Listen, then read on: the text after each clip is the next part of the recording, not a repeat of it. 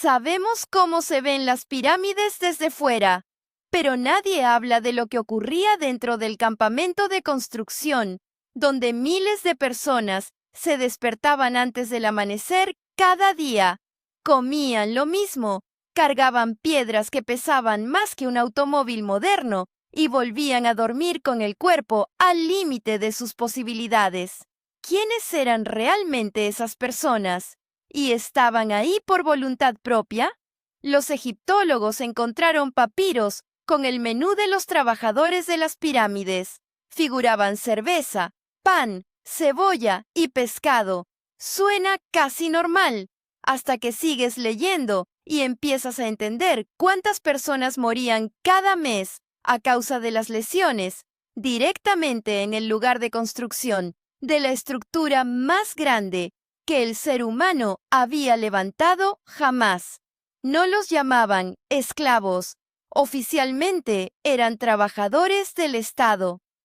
Pero cuando los arqueólogos excavaron su cementerio al pie de Giza, los huesos contaron una historia completamente diferente sobre cómo era realmente esa vida.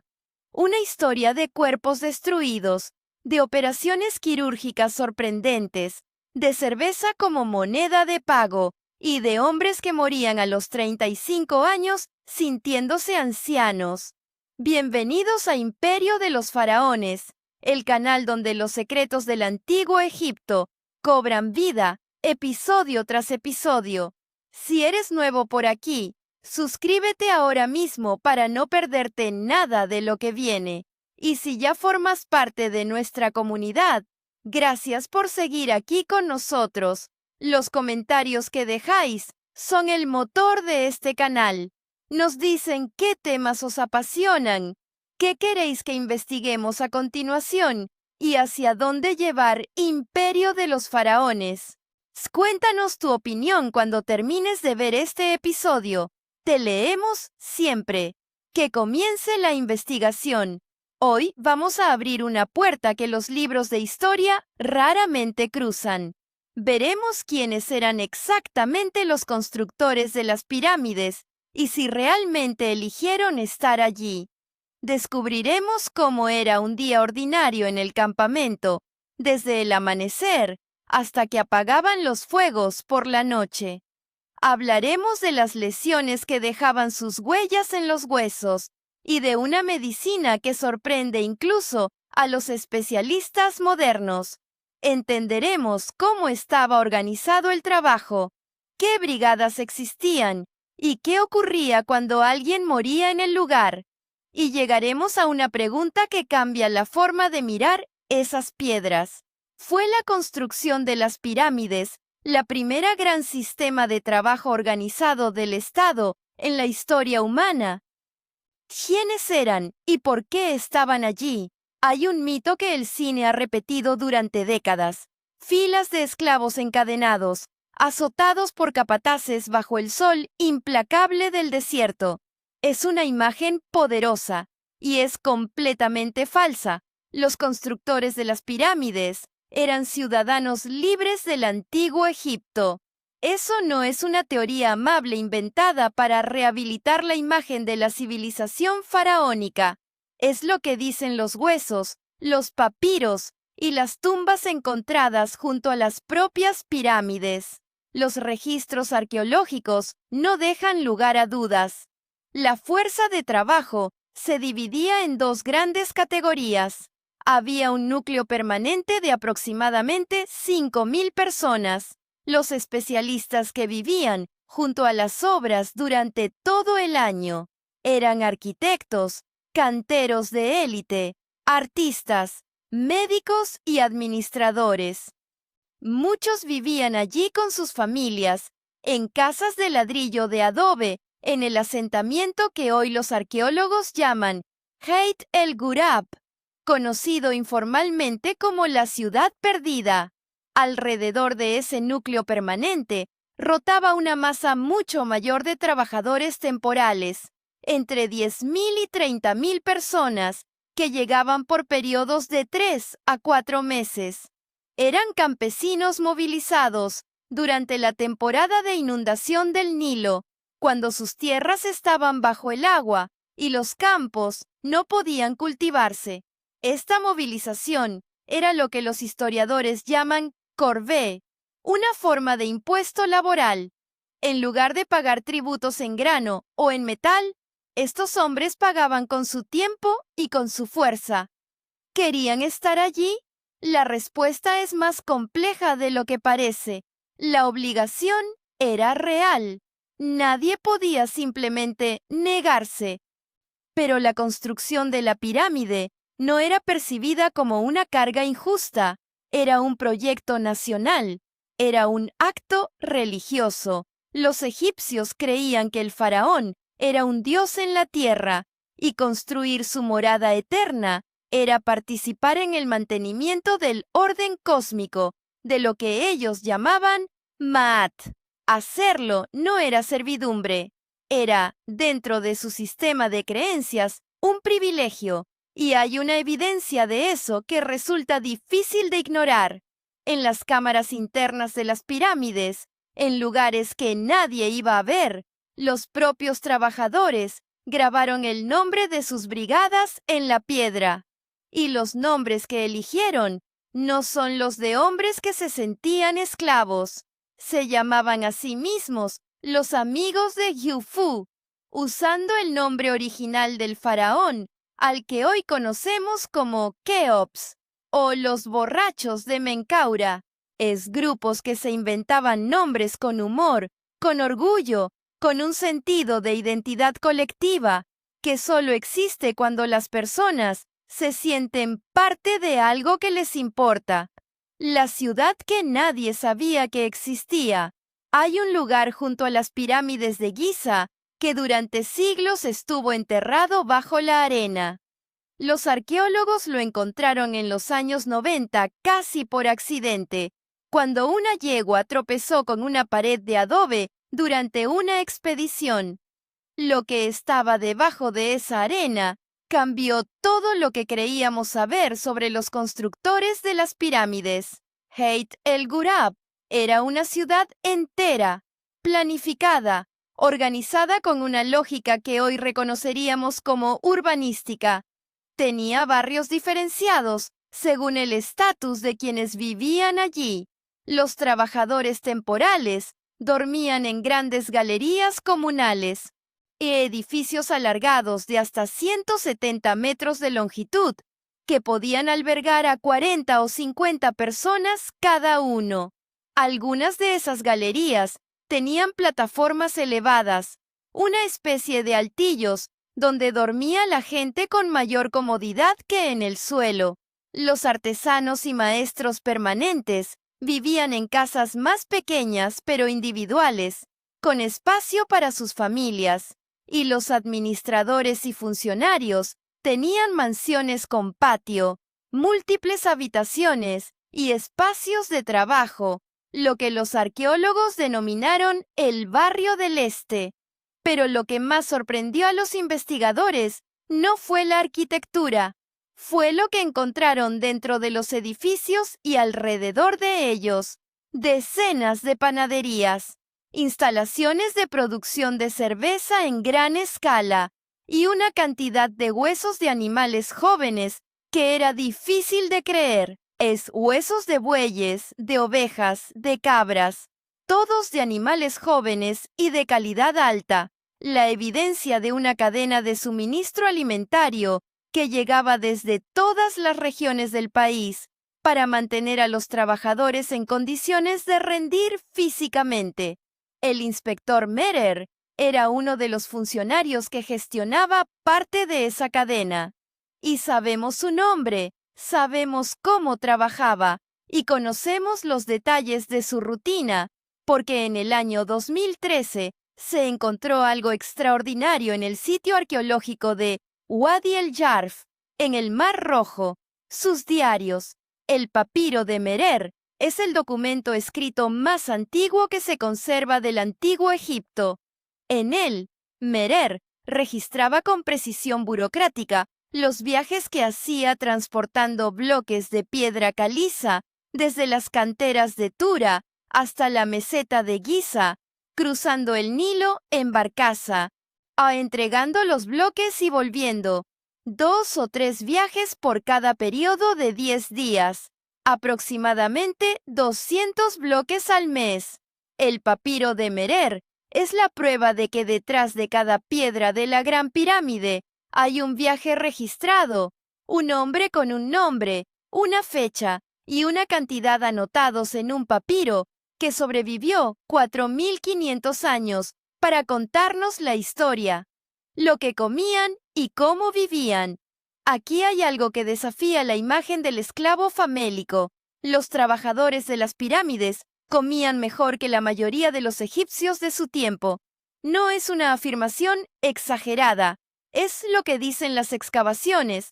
El ración diario base incluía pan y cerveza, mucha cerveza, entre 4 y 5 litros por persona al día.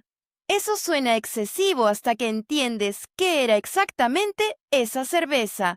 No era el alcohol ligero de hoy. Era una bebida densa, nutritiva, con alto contenido calórico, hecha de grano fermentado. Los especialistas la llaman pan líquido. Era una parte esencial de la dieta, no un lujo, y era parte del pago por el trabajo, tan concreta como el grano o la tela. Además de la cerveza y el pan, los trabajadores recibían cebolla, ajo, lentejas, garbanzos, dátiles y pescado. Hasta aquí podría parecer una dieta aceptable, pero modesta. Pero los huesos de animales encontrados en Hayt el Ghurab cuentan algo diferente. Cada día llegaban a la meseta de Giza aproximadamente 21 cabezas de ganado vacuno y 23 ovejas para alimentar a 10.000 personas. Eso significa que los trabajadores consumían carne fresca de buey, de cordero y de cabra, con una regularidad que habría sido impensable para un campesino ordinario en el Egipto de la misma época. El análisis químico de los propios huesos de los trabajadores confirma esta dieta rica en proteínas. Sus restos esqueléticos muestran los marcadores bioquímicos de alguien que comía bien en términos de nutrición, a pesar de las condiciones de trabajo extremas. Las estimaciones de los investigadores sitúan el aporte calórico diario de estos trabajadores entre 3.000 y 4.000 calorías. Era el combustible necesario para mover bloques de 2,5 toneladas durante horas bajo el sol de Egipto. El Estado sabía exactamente lo que estaba haciendo. Invertía en sus trabajadores como se invierte en una máquina que no puede romperse. La organización del tiempo también estaba arreglada con precisión. Los trabajadores descansaban 2 días de cada 10. Había festivos religiosos adicionales. Y el diario de Merer muestra que cuando los bloques no llegaban a tiempo por razones logísticas, las brigadas también descansaban. No había castigos registrados por no cumplir cuotas. Lo que había era una gestión del recurso humano que buscaba mantener la productividad a largo plazo, no exprimirlo hasta que se rompiera. La medicina que nadie esperaba encontrar. Aquí hay algo que cambia por completo la imagen que muchos tenían de este periodo. En el cementerio de los constructores de las pirámides, los arqueólogos encontraron algo que no esperaban. No solo huesos rotos, sino huesos rotos que habían sanado. Y no sanado de cualquier manera. Sanado bien, con una precisión que implica intervención médica experta, no simplemente el paso del tiempo con el hueso inmovilizado.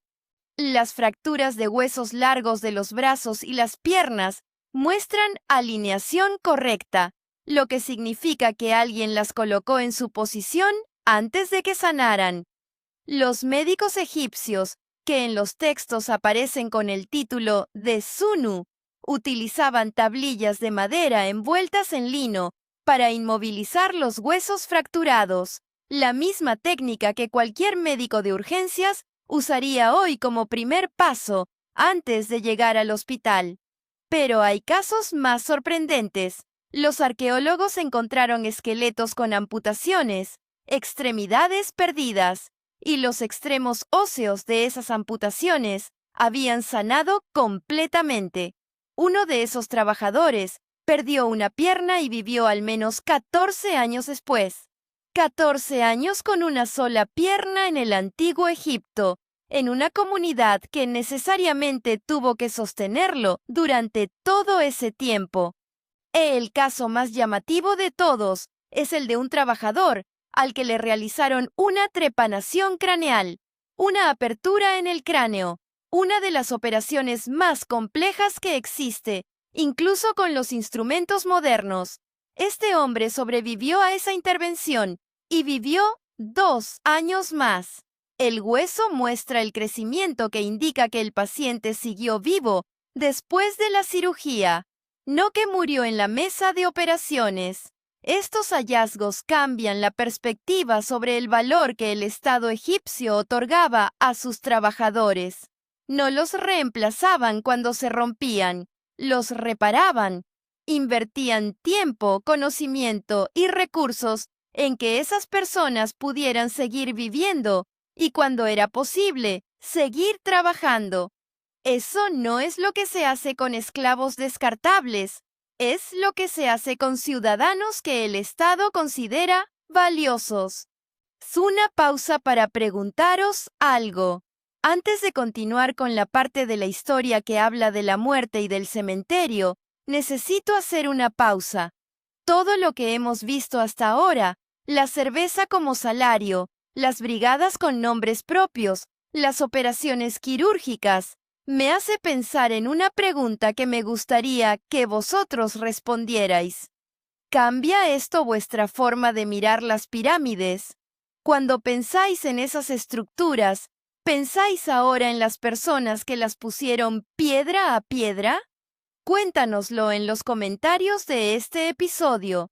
Es exactamente este tipo de reflexión lo que nos ayuda a entender qué temas queréis que sigamos investigando en Imperio de los Faraones. ¿Cómo estaba organizado el trabajo detrás de cada bloque colocado? Había un sistema. Y ese sistema era tan preciso que los investigadores modernos lo comparan con una tabla de cálculo o con una hoja de Excel, solo que grabada en papiro, 4500 años antes de que existieran los ordenadores. La fuerza de trabajo estaba organizada en unidades jerárquicas con una lógica casi militar. La unidad más grande se llamaba tripulación y tenía aproximadamente 2000 personas. Cada tripulación se dividía en 2 brigadas de 1000 hombres cada una. Eran esas brigadas las que llevaban nombres competitivos grabados en la piedra. Los amigos de Yufu, los borrachos de Menkaura, nombres que indicaban a qué faraón servía esa brigada y que creaban un espíritu de equipo y de rivalidad que hacía el trabajo más eficiente.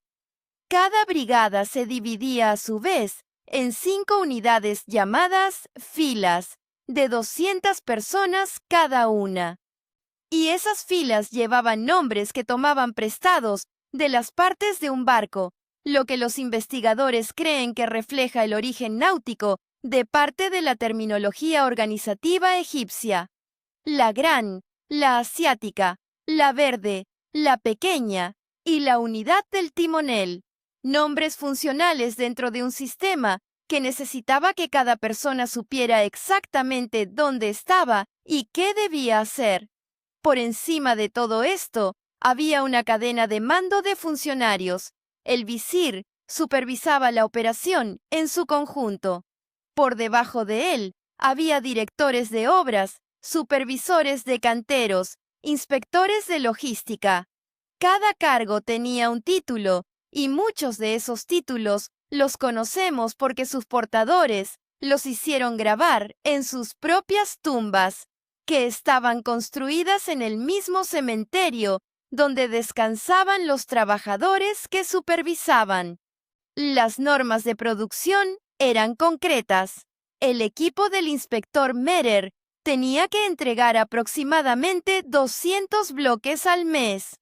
Para completar la Gran Pirámide, en el tiempo que los historiadores estiman que tardó, entre 20 y 30 años, los trabajadores tenían que colocar un bloque cada 2 minutos durante los periodos de mayor actividad.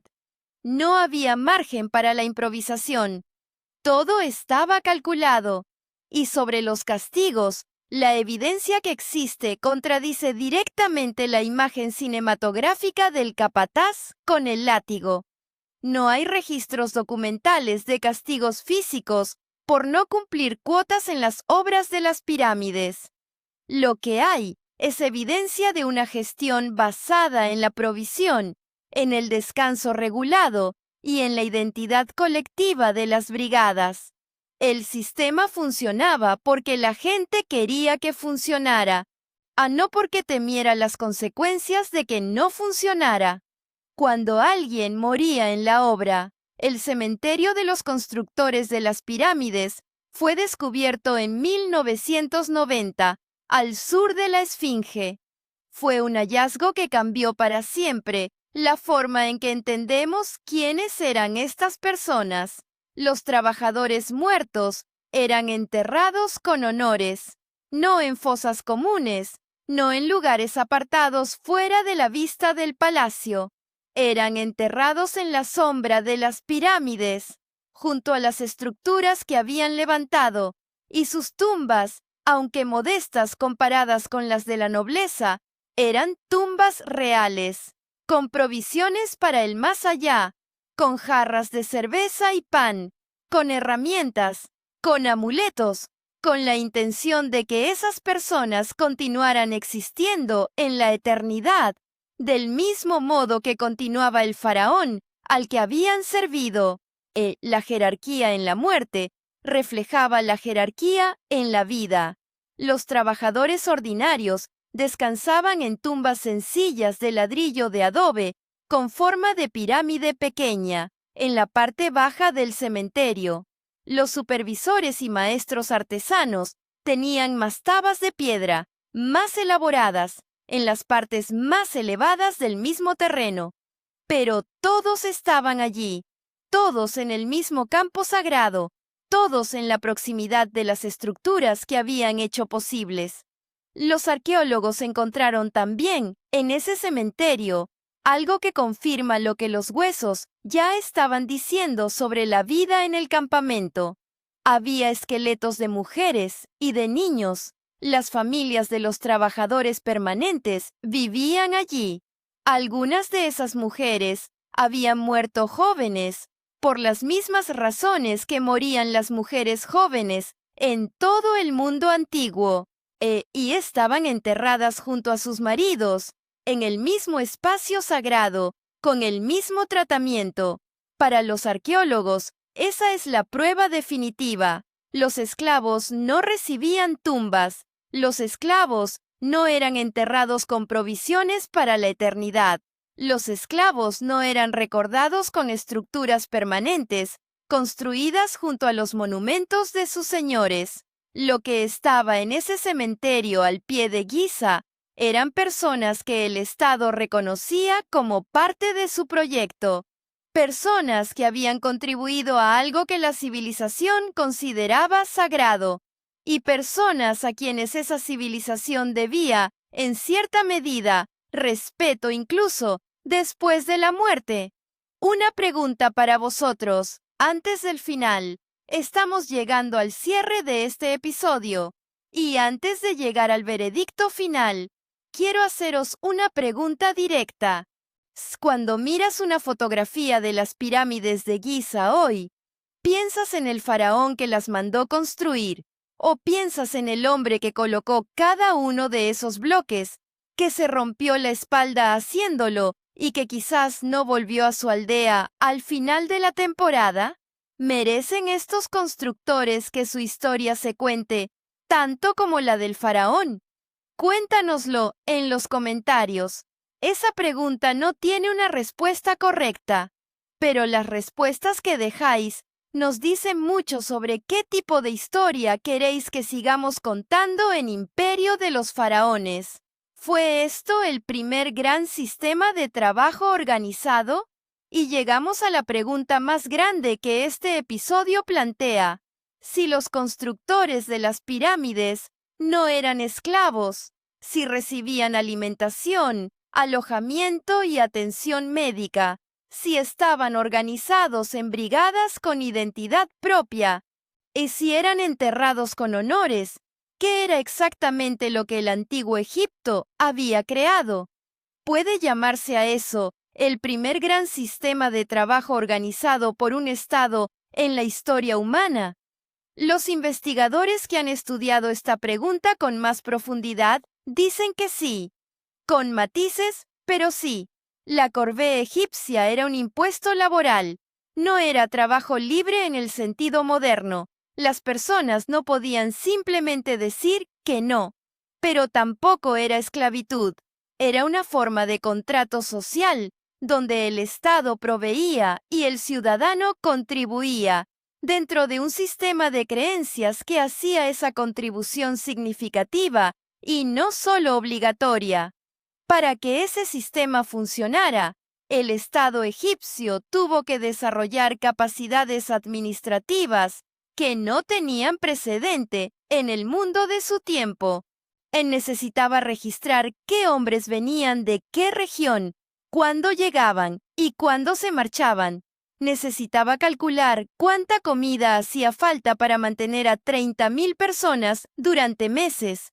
Necesitaba gestionar una cadena de suministro que traía ganado desde el delta del Nilo, cobre desde el Sinaí, cedro del Líbano y granito desde Asuán. Necesitaba una red de canales artificiales para mover los bloques de piedra hasta el pie de la obra. Y necesitaba hacerlo todo al mismo tiempo, de forma coordinada, sin que el sistema se colapsara. El papiro de Merer es el símbolo de esa capacidad. Un funcionario de rango medio, con su equipo de tripulación, navegando por el Nilo con bloques de caliza, anotando cada viaje, cada entrega, cada día de descanso, a un sistema burocrático, funcionando con una precisión que los investigadores modernos describen con asombro genuino. Lo que el antiguo Egipto construyó en Giza no fue solo 3 pirámides, fue también el modelo de lo que un Estado puede hacer cuando organiza el trabajo humano a gran escala, con los recursos suficientes y la voluntad política necesaria. Ese modelo, con todas sus limitaciones y con toda la dureza de la vida en el campamento, dejó una huella en la historia de la organización humana que todavía hoy se puede rastrear. El veredicto final. Recojamos todo lo que hemos visto hoy. Los constructores de las pirámides no eran esclavos, eran ciudadanos libres del antiguo Egipto, movilizados a través de un sistema de impuesto laboral llamado corvée. Es un núcleo de aproximadamente 5,000 especialistas permanentes y una rotación de entre 10,000 y 30,000 trabajadores temporales que llegaban por periodos de 3 a 4 meses durante la temporada de inundación del Nilo. Vivían en una ciudad planificada junto a las obras. Comían carne fresca, bebían su ración diaria de cerveza nutritiva y recibían atención médica que incluía cirugía compleja. Estaban organizados en brigadas con nombres propios que grababan con orgullo en las piedras que colocaban, y cuando morían, los enterraban con honores en la sombra de las mismas pirámides que habían construido. Sus cuerpos cuentan una historia de esfuerzo físico extremo. Los huesos muestran artritis severa, lesiones en la columna, fracturas de extremidades. La vida media de un trabajador ordinario era de 30 a 35 años. Vivieron corto y trabajaron duro, pero dentro de ese contexto, el Estado que los movilizó los trató como lo que eran, ciudadanos cuya labor era sagrada y cuyo bienestar importaba. Cuando miramos una pirámide hoy, deberíamos poder ver ambas cosas a la vez: la grandeza del faraón que la concibió y la humanidad de los miles de personas que la hicieron posible, que pusieron cada bloque, que sanaron sus huesos fracturados, que inventaron nombres para sus brigadas y que descansaron para siempre en la sombra de lo que construyeron. Esas personas merecen ser recordadas. Y ahora que la arqueología les ha devuelto la voz, tenemos la responsabilidad de escucharla. ¿Cuál es el detalle de esta historia que más os ha impactado? ¿La cerveza como salario, las operaciones quirúrgicas, los nombres de las brigadas o el cementerio junto a las pirámides? Cuéntanoslo en los comentarios. Cada respuesta que dejáis nos ayuda a decidir qué historia contamos a continuación y hace crecer a Imperio de los Faraones. Suscribíos si todavía no lo habéis hecho, porque en el próximo episodio seguiremos buscando las historias humanas que se esconden detrás de los monumentos más grandes del mundo antiguo. Hay más personas sin nombre que merecen ser recordadas, y nosotros seguiremos buscándolas. Hay una reflexión más que este episodio merece antes de cerrarse del todo. Durante generaciones, la historia de las pirámides se contó como la historia del poder absoluto. Un hombre, el faraón, decidía que se construiría una montaña de piedra, y esa montaña se construía. La narración ponía al dios en el centro y convertía a todos los demás en instrumentos invisibles de su voluntad. Lo que la arqueología de las últimas décadas ha hecho es algo diferente. Ha bajado la mirada hacia el suelo, hacia los huesos, hacia las vasijas de cerámica, hacia los restos de pan carbonizado en los hornos de Heit el Gurab, hacia los papiros de un inspector de rango medio que anotaba sus rutas fluviales con la misma dedicación burocrática que un empleado moderno rellena una hoja de horas. Y al hacer eso, ha devuelto la historia a las personas que la vivieron. Sabemos que una brigada llamada Los Borrachos de Menkaura trabajó en la construcción de la tercera pirámide de Giza. No sabemos los nombres de los hombres que formaban esa brigada. No sabemos cuántos volvieron a sus aldeas y cuántos quedaron enterrados en el cementerio al sur de la Esfinge. Pero sabemos que existieron. Sabemos que eligieron ese nombre con algún tipo de humor, de ironía, de orgullo colectivo que los hacía sentirse parte de algo. Y sabemos que uno de ellos, en algún momento, tomó un cincel y grabó ese nombre en una piedra que llevaría 4500 años dentro de una pirámide antes de que alguien lo leyera. Ese gesto, grabar un nombre en la oscuridad de una cámara que nadie iba a ver, es quizás el más humano de todos los que registra la historia de las pirámides.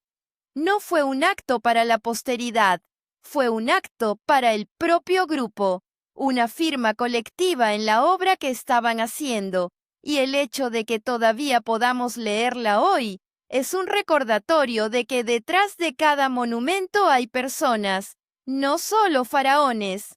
La historia de las pirámides no es solo la historia de Keops, o Kefren, o Miserino.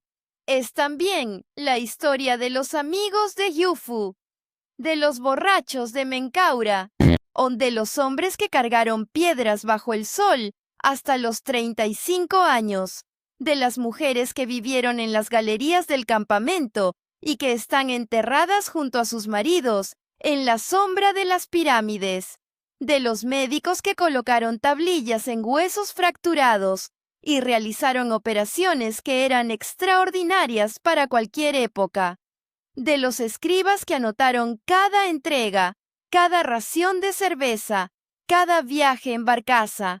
Esas personas construyeron la civilización que construyó las pirámides y merecen ser recordadas tanto como las piedras que pusieron. Pensemos también en lo que este episodio dice sobre el propio concepto de monumento. Durante mucho tiempo, los monumentos se entendieron como expresiones del poder de quienes los encargaban. Las pirámides eran el poder de los faraones materializado en piedra. Y eso es cierto. Pero es solo una parte de la verdad. Un monumento también es el resultado del trabajo de todas las personas que lo construyeron. Cada bloque de la Gran Pirámide fue cortado en una cantera, transportado en barcaza por el Nilo, arrastrado sobre trineos de madera hasta la base de la pirámide y colocado en su posición por manos humanas. Decenas de miles de manos durante 20 o 30 años. Manos que tenían artritis en los nudillos antes de llegar a los 30 años.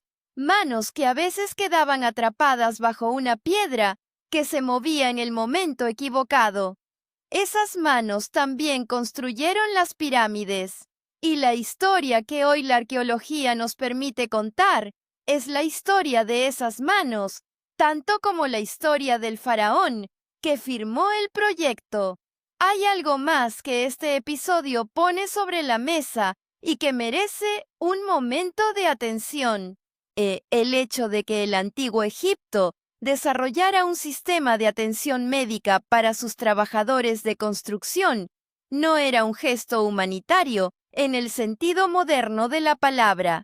Era una decisión racional de gestión de recursos. Un trabajador que se recuperaba de una fractura era más valioso que uno que moría por esa misma fractura. Un amputado que podía asumir tareas ligeras era más útil que un cuerpo enterrado.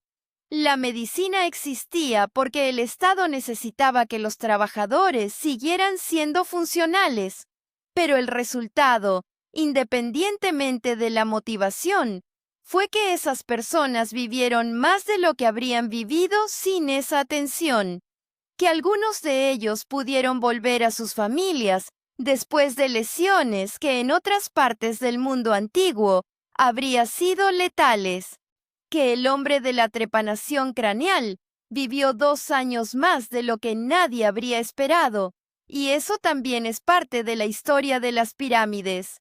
No solo la grandeza de la concepción, también la complejidad de la realidad humana que hizo posible esa grandeza. La cerveza y el pan, los huesos y las cicatrices, los nombres grabados en la oscuridad, el cementerio en la sombra de las pirámides. Todo eso junto es la historia real, y es mucho más interesante que cualquier mito sobre esclavos y látigos que el cine nos haya contado. Y hay una última dimensión de esta historia que me parece importante antes de que cerremos. La dimensión del tiempo. Cuando un trabajador ordinario ponía un bloque en su posición en la Gran Pirámide, probablemente no pensaba en que esa piedra iba a estar ahí 4.500 años después. O pensaba en terminar la jornada, en su ración de cerveza, en volver a la galería donde dormía su familia. Pensaba en las cosas en las que piensan las personas en el día a día de una vida ordinaria dentro de una circunstancia extraordinaria. Y sin embargo, esa piedra sigue ahí. Y ese nombre grabado en la oscuridad de una cámara interna, los borrachos de Menkaura, sigue ahí. Y el papiro de Merer, con sus anotaciones meticulosas sobre bloques entregados y viajes completados, sigue ahí. Todo eso sigue ahí, 4.500 años después, mientras el mundo que lo rodea ha cambiado de formas que esas personas no habrían podido imaginar. Eso es lo que hace que la historia del antiguo Egipto sea tan difícil de soltar. No es solo la escala de lo que construyeron, es la permanencia. La capacidad de ese mundo de persistir en el nuestro de formas concretas, tangibles, que puedes tocar. Puedes poner la mano en un bloque de la Gran Pirámide y saber que esa piedra fue colocada por alguien hace 4.500 años.